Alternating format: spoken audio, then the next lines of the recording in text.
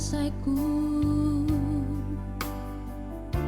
saat badai hidup menerpaku. Firman-Mu di dalamku tenangkan jiwaku.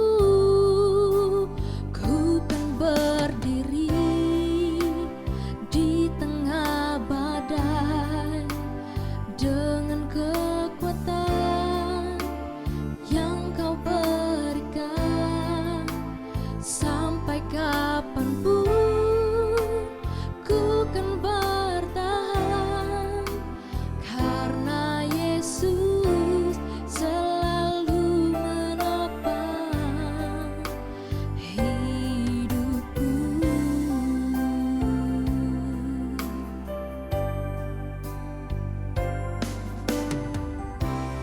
Engkaulah perisaiku saat badai hidup menerpaku. Firman-Mu di dalamku tenangkan jiwaku. Ku kan berdiri di tengah badai dengan kekuatan yang Kau berikan. Sampai kapanpun ku kan bertahan, karena Yesus selalu menopang. Ku kan bertahan dalam tekanan dengan kekuatan yang Kau berikan. Sampai kapanpun tak tergoyahkan, karena Yesus selalu menopang hidupku.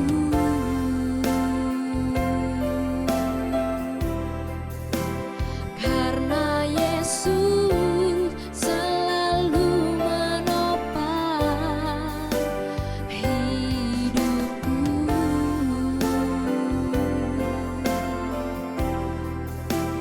Karena Yesus selalu menopang hidupku.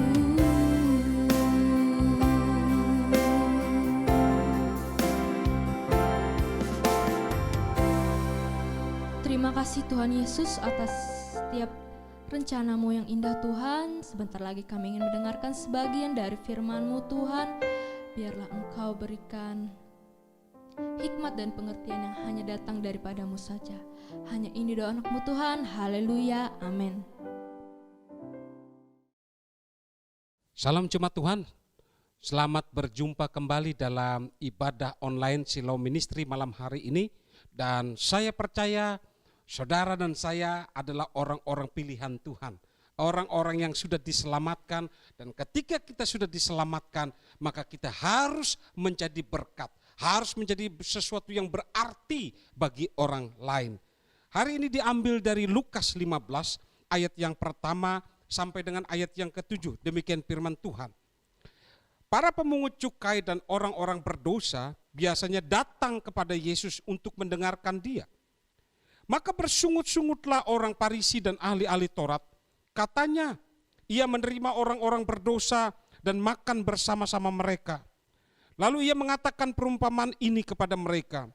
Siapakah di antara kamu yang mempunyai 100 ekor domba, dan jikalau ia kehilangan seekor di antaranya, tidak meninggalkan yang 99 ekor di padang gurun, dan pergi mencari yang sesat itu sampai menemukannya?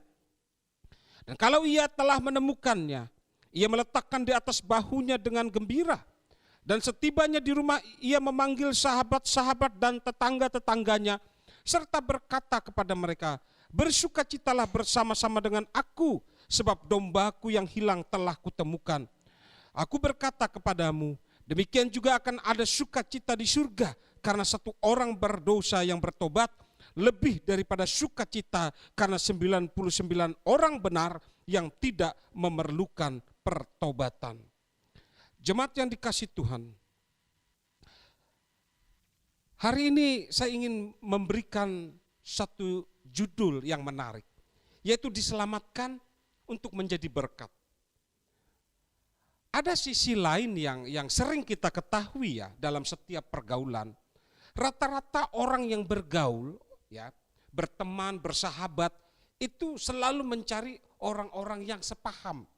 Artinya sepengertian. Satu contoh, suatu hari ketika saya melewati jalan di Es Parman, betapa kagetnya saya melihat ada banyak anak pang yang berjalan berjejer-jejer, ada yang duduk, saudara. Saya kaget sekali. Nah, itu satu contoh. Orang-orang yang anak-anak pang itu tentu mereka sepaham, sejalan dengan anak-anak pang. Mereka tidak akan pernah bisa bertemu atau bersahabat atau berteman dengan preman, dengan tukang parkir atau dengan ojek online, tidak bisa. Anak pang. Jadi begitu juga kelompok-kelompok yang lain. Saudara lihat rata-rata ojek online mereka akan berkumpul yang dengan ojek online yang merek providernya begini, yang A, yang B, itu mereka ngelompok masing-masing. Karena mereka pikir mereka adalah orang-orang yang sepaham. Nah, demikian juga para pengusaha-pengusaha. Mereka ada kelompok-kelompok tertentu, pengusaha muda, kelompok-kelompok pemuda yang senior, kelompok-kelompok pengusaha yang baru, orbit, itu mereka juga ada. Bahkan ibu-ibu pun sering kita lihat kelompok ibu-ibu arisan RT tertentu, kelompok ibu-ibu yang memiliki ingin kebugaran tubuh yang sehat, kelompok senam, rata-rata. Dan itu memang tidak salah. Kecenderungan orang untuk bersahabat, untuk berteman selalu ingin dimengerti. Karena teman atau kawan itu adalah sesuatu yang memang lazim mereka lakukan. Karena mereka pikir itulah yang harus lakukan. Mencari orang yang sepaham, sepengertian, saudara. Nah, suatu hari saudara, kalau saudara begitu, saya tidak menyalahkan. Saya pun mungkin demikian mencari orang yang sepaham. Tetapi tahukah saudara, kalaupun kita ya berteman, bersahabat dengan orang, tetapi kita pribadi harus memiliki prinsip. Kalau kita tidak memiliki prinsip, maka ketika teman kita yang sepaham, teman kita yang sejalan, teman kita itu melakukan sesuatu yang tidak baik, yang tidak benar, maka kalau kita sepaham, nggak apa-apalah. Ketika suatu hari saya bersama teman-teman, ketika masih remaja, saudara, ingat sekali saudara, ketika itu pertama kali teman-teman saya yang mengenal istilahnya ada anggur, saudara. Wah, kita happy-happy malam minggu harus kita minum anggur, saudara. Nah, saudara, maksudnya itu adalah minuman yang memabukkan pada zaman itu. Dan saya tahu, saudara, pada saat remaja saya akan mencoba, tetapi hati saya gelisah pada saat itu. Ingatlah saya benar, saudara. Di dalam 1 Korintus 15 ayat 33, janganlah kamu sesat. Pergaulan yang buruk merusak kebiasaan yang baik. Jadi kalau saudara sudah memiliki suatu kebiasaan yang baik, ya walaupun dengan teman-teman sepaham atau apa, tiba-tiba ada yang ingin merusak saudara, tinggalkan itu. Karena sesuatu yang merusak itu harus ditinggalkan. Saudara harus memiliki nilai-nilai prinsip pertemanan yang benar. Yang benar itu adalah yang sesuai dengan firman Tuhan. Itu saudara yang saya sampaikan sesuai dengan rasa pergaulan pertemanan kita masing-masing yang ada di muka bumi ini. Nah, tetapi ada satu pertemanan yang menurut saya ya logika kita, pikiran kita mungkin tidak lazim. Pertemanan apa itu? Pertemanan yang dilakukan oleh Tuhan Yesus. Kalau menurut pikiran manusia itu tidak lazim. Bayangkan Tuhan Yesus itu bisa berteman dengan pemungut cukai. Dia bisa berteman dengan orang berdosa. Dia bisa berteman dengan orang Farisi. Dia bisa berteman dengan wanita penjinah. Dia bisa berteman dengan orang-orang dengan keadaan yang jatuh, yang susah, yang sakit. Dia bisa melakukan itu. Tapi tahukah ketika Yesus berteman dengan mereka, apakah Yesus terpengaruh? Tidak. Justru kehadiran Yesus itu membawa sukacita. Justru kehadiran Yesus itu membawa dampak pertobatan. Justru di dalam Yesus itu membawa keselamatan bagi orang lain. Nah, hari ini pun itu harus menjadi contoh bagi kita. Banyak orang hanya ingin bergaul itu, berteman itu hanya ingin dimengerti, tetapi tidak mau mengerti orang lain. Tapi Yesus hadir, selalu dia memahami, mau mengerti isi hati orang, mau mengerti kesulitan orang, mau mengerti kelemahan orang, mau mengerti segala sesuatu yang buruk sekalipun daripada orang. Kehadiran Yesus itu memberikan keselamatan, memberikan perlindungan, memberikan kesembuhan, memberikan mujizat. Itu yang harus kita contoh. Apa yang menjadi dampak ketika Yesus melakukan itu? Yesus sudah memproklamirkan bahwa dirinya adalah suatu pribadi yang membawa keselamatan. Kisah Para Rasul 4 ayat yang ke-12. Dan keselamatan tidak ada di dalam siapapun juga selain di dalam Dia. Sebab di bawah kolong langit ini tidak ada nama lain yang diberikan kepada manusia yang olehnya kita dapat diselamatkan. Saudara yang dikasihi Tuhan, hari ini pun saya ingat sekali saudara, bahwa hanya Yesus itulah sumber keselamatan kita. Hanya Yesus itulah yang memberikan jaminan keselamatan kita. Dan saya percaya ketika saudara sudah mengaku dengan mulut, percaya dengan hati, di dalam Roma 10 ayat 10, maka saudara dan saya adalah orang-orang yang diselamatkan.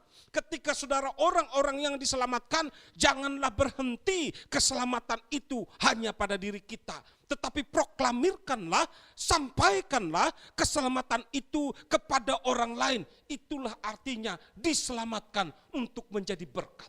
Jadi keselamatan itu saudara tidak bisa dinikmati sendiri. Saudara jangan eksklusif, jangan egois. Saudara harus sampaikan keselamatan itu kepada orang lain.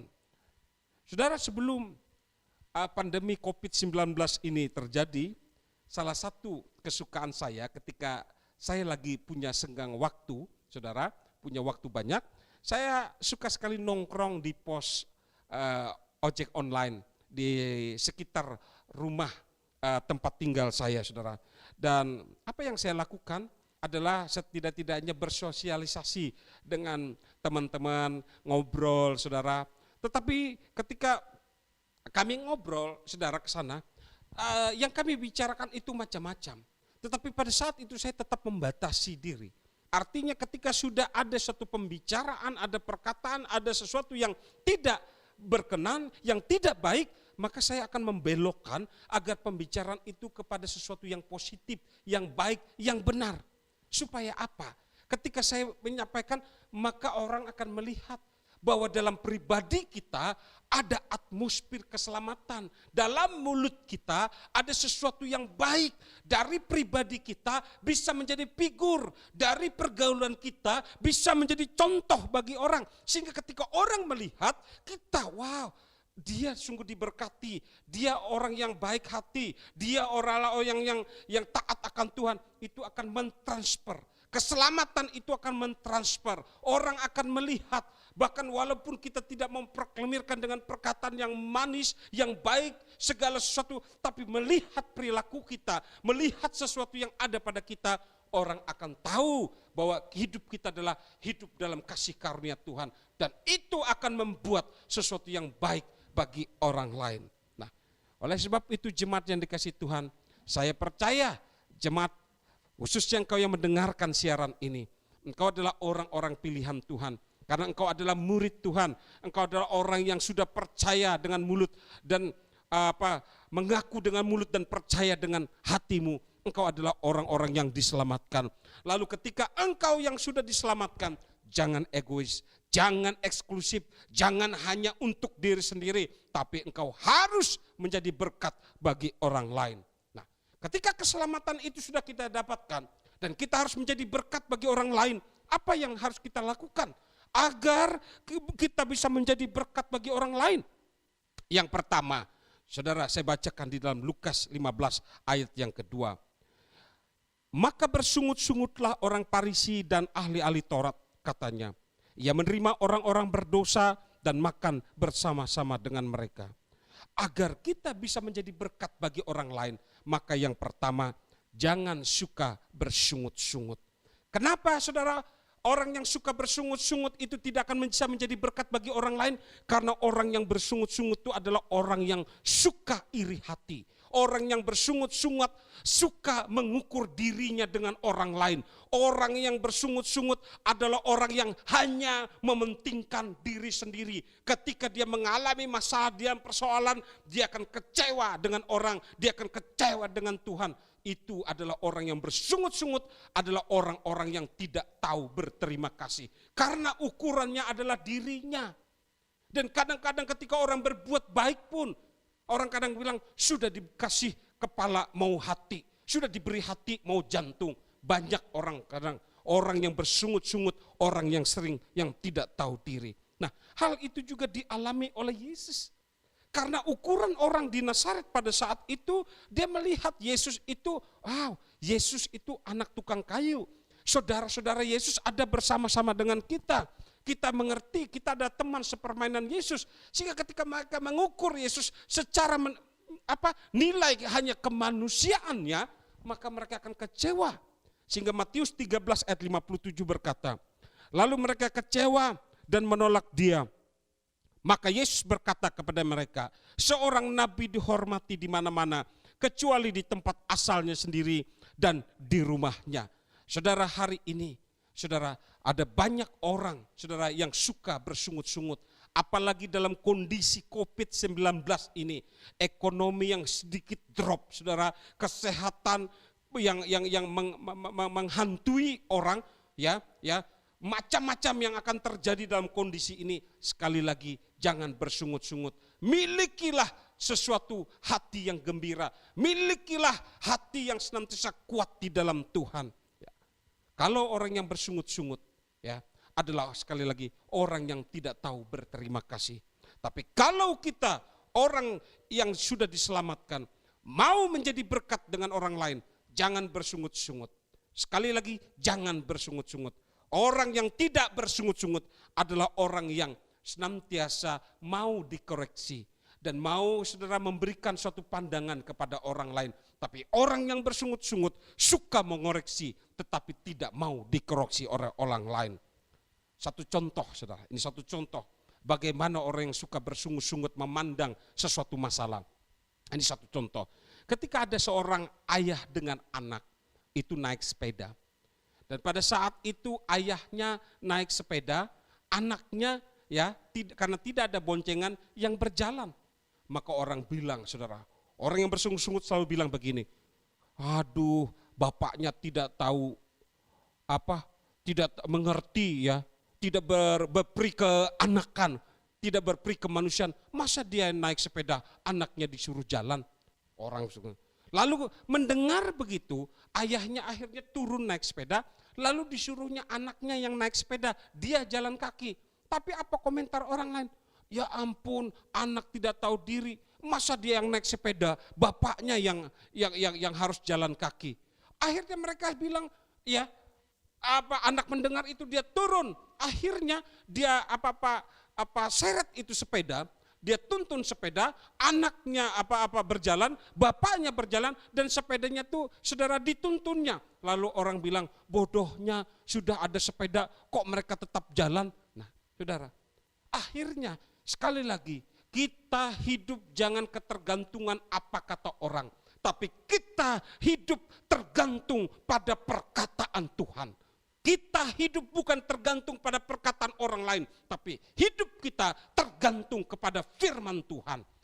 Itulah sebabnya jangan bersungut-sungut ketika saudara sudah hidup dalam firman, tidak ada kata untuk bersungut-sungut. Kalau saudara bersungut-sungut, saudara tidak akan menjadi berkat. Tetapi kalau saudara tidak bersungut-sungut, saudara bisa menjadi berkat bagi orang lain. Yang kedua, bagaimana supaya kita bisa menjadi berkat bagi orang lain? Ketika kita sudah diselamatkan. Ayat yang keempat saya bacakan demikian, saudara. Ayat yang keempat adalah Lukas 15 ayat yang keempat. Siapakah di antara kamu yang mempunyai 100 ekor domba, Dan jikalau ia kehilangan seekor di antaranya, tidak meninggalkan 99 ekor di padang gurun dan pergi mencari yang sesat sampai ia menemukannya. Yang kedua, saudara, untuk bisa menjadi berkat bagi orang lain ketika kita sudah diselamatkan, kita mau pelayanan. Apa itu arti pelayanan, saudara? Pelayanan itu adalah memberikan rasa, memberikan perhatian, memberikan bantuan, memberikan pertolongan kepada orang lain. Pelayanan bukan hanya bicara tentang khotbah, pelayanan bukan hanya bicara tentang aktivis gereja, tapi pelayanan adalah prinsip hidup orang yang sudah diselamatkan supaya dia bisa menjadi berkat bagi orang lain. Coba saudara lihat, apa yang dikatakan ketika kita hidup dalam pelayanan? Ketika ada orang lapar, pernahkah kita memberi makan? Ketika orang haus, pernahkah kita memberi minum? Ketika kita melihat orang asing, pernahkah kita memberikan tumpangan? Ketika orang telanjang, pernahkah kita memberikan pakaian? Ketika orang sakit atau di penjara, pernahkah kita kunjungan? Hari ini, kalau memang kita tidak bisa instan, tidak bisa meramu semua pelayanan, tetapi ada hal-hal tertentu yang bisa kita lakukan. Tetapi percayalah, ketika kau sudah melakukan pelayanan sesuatu yang kecil sekalipun, Tuhan akan memberikan suatu pelayanan-pelayanan, perkara-perkara yang besar buat hidupmu. Matius 25 ayat yang ke-40. Dan raja itu akan menjawab mereka, aku berkata kepadamu, sesungguhnya segala sesuatu yang kamu lakukan untuk salah seorang dari saudaraku yang paling hina ini, kamu telah melakukannya untuk aku. Kalau saudara sudah ambil bagian melayani, walaupun mungkin tidak dipandang oleh orang, mungkin orang banyak tidak mengetahui, tetapi kalau itu kau lakukan dengan sepenuh hati, maka engkau akan mendapatkan sesuatu yang terbaik di pandangan Tuhan. Engkau akan dipuji oleh Tuhan, karena apa yang kau lakukan untuk sesuatu yang paling hina, itu sama melakukannya untuk Tuhan. Saudara, saya adalah salah satu pelayanan yang paling saya hindari sebenarnya, saudara, adalah pelayanan di penjara. Itu paling saya hindari. Dulu saya mencoba untuk karena pandangan saya di penjara itu bagaimana. Tetapi setelah saya benar-benar terjun di dalam pelayanan, beberapa kali saya diundang di penjara, ternyata tidak seangker apa yang kita bayangkan. Ternyata di dalam penjara itu orang-orang perlu firman Tuhan. Orang-orang di sana mereka bukan hanya minta makanan atau uang atau apa, mereka perlu siraman rohani. Dan itu beberapa kali saya lakukan ketika saya diundang dalam pelayanan di penjara, di LP Teluk Dalam, ya. Maka saya tahu disitulah nikmatnya sebuah pelayanan. Ketika kita berdoa, ketika menyampaikan firman, ada antusias mereka untuk menerima firman Tuhan itu, mereka menjadi kuat. Dan saya mendengar ada beberapa yang sudah keluar dari lembaga pemasyarakatan itu, ya, mereka menjadi pelayan Tuhan.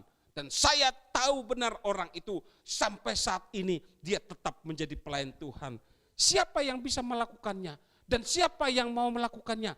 Tidak ada lain, saudara dan saya. Ketika kita sudah dipanggil untuk selamat, kita harus jauh jadi berkat bagi orang lain. Dan salah satu untuk bisa menjadi berkat bagi orang, hiduplah dalam pelayanan.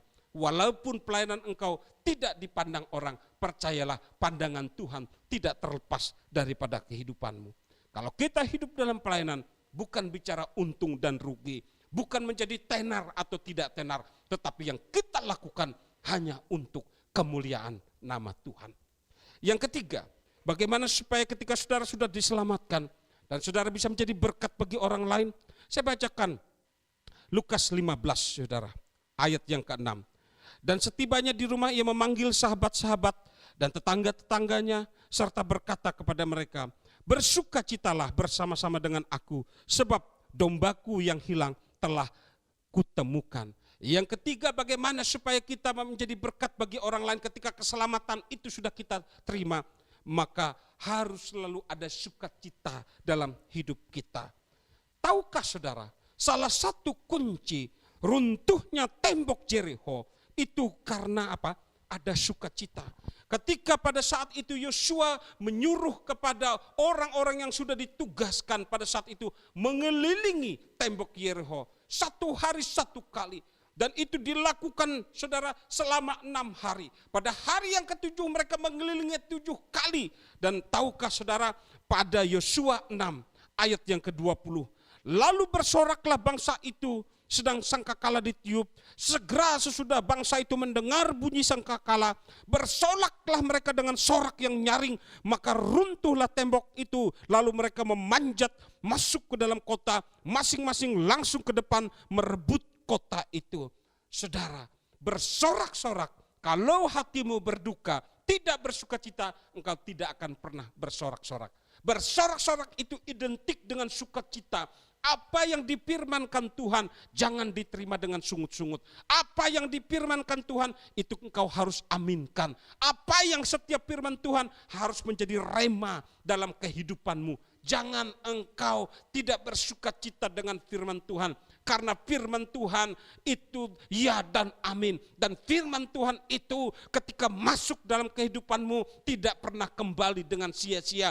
Dia akan berbuah berlipat-lipat kali ganda dalam hidupmu. Oleh sebab itu ketika kau ditegur oleh firman Tuhan, diingatkan oleh firman Tuhan, diperingatkan oleh firman Tuhan, diberikan janji oleh firman Tuhan, tangkap dengan rohmu, tangkap dengan sukacitamu. Itu akan menjadikan engkau kokoh, kuat, dan engkau bisa menjadi berkat bagi orang lain. Saudara, saya seringkali diundang, ya, ketika ada orang sakit, saya akan selalu berdoa, baik lewat WA, via telepon, saudara, kunjungan ke rumah sakit maupun ke rumah. Tetapi ada satu hal yang agak susah, saudara, yang didoakan, yaitu apa yang susahkan? Yaitu orang yang sakit stroke, saudara. Saya mohon maaf, orang yang sakit stroke. Karena apa? Ketika kita mau berdoa buat orang sakit stroke, itu biasanya mereka itu langsung nangis. Mereka tidak merespon apa yang mendoa kita. Padahal kita akan berdoa, biarlah engkau dipulihkan, dikuatkan. Kan begitu, seharusnya dia merespon, amin. Dia bangkit rohnya, dia harus bersukacita. Karena saudara ya, hati yang gembira adalah obat. Semangat yang patah itu keringkan tulang. Jadi kalau dia semangat dia akan pulih, cepat sembuh. Saya ingat sekali saudara, ada satu teman saya 3 kali stroke. Tapi dia memiliki hati yang gembira. Dan 3 kali dia dipulihkan oleh Tuhan. Dan sampai saat ini dia pulih, bisa jalan kembali dalam keadaan normal. Itu karena dia memiliki suka. Jadi kalau saudara yang sakit saat ini, milikilah hati yang gembira. Percayalah hidupmu itu ada di tangan Tuhan. Segala sesuatu di dalam kedaulatan Tuhan. Jangan takut, jangan lemah, jangan undur. Miliki sukacita dalam keadaan sehat, sakit, miliki sukacita. Maka engkau akan mendapat damai sejahtera. Dan ketika orang melihat, orang akan tahu bahwa dalam hidupmu ada Tuhan. Itulah yang menjadi berkat dalam kehidupanmu. Jemaat yang dikasihi Tuhan, hari ini 3 hal yang ingin saya sampaikan. Bagaimana ketika engkau sudah diselamatkan, maka engkau tidak boleh eksklusif, engkau tidak boleh egois. Kau harus sampaikan kepada orang lain. Hidupmu harus menjadi berarti, harus jadi berkat bagi orang lain.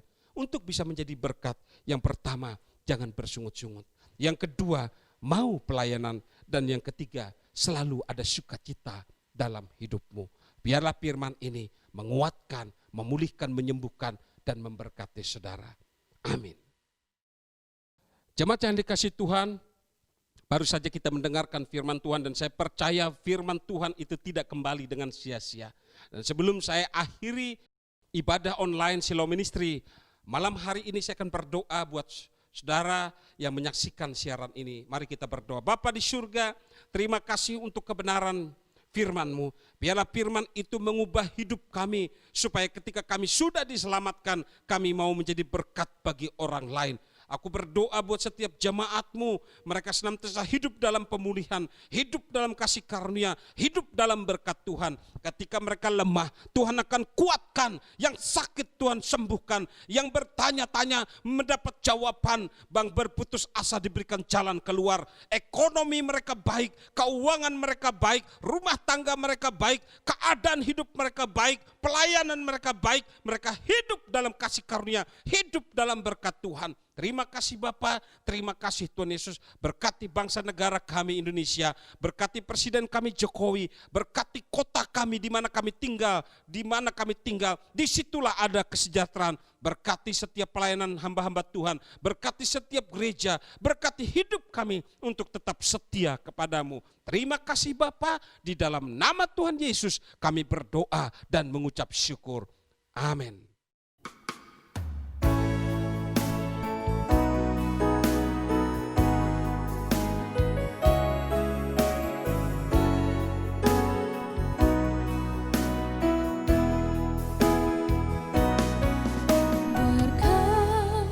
Berkat Tuhan,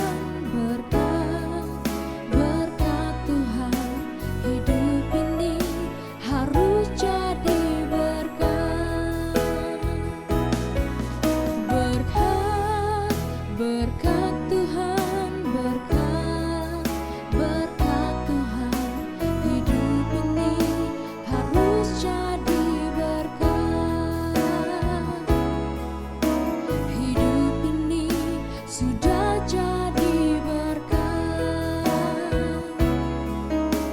Hidup ini sudah jadi berkat.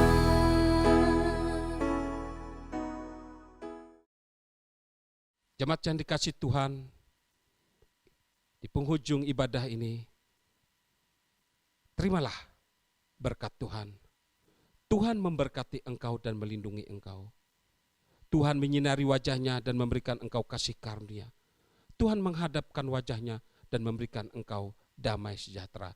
Terimalah berkat ini di dalam nama Allah Bapa, Anak yang tunggal Tuhan kita Yesus, dan di dalam persekutuan dengan Roh Kudus akan menyertai saudara hari ini, esok, bahkan sampai selama-lamanya. Di dalam nama Tuhan Yesus, terimalah berkat ini. Haleluya. Amin. Berkat Tuhan,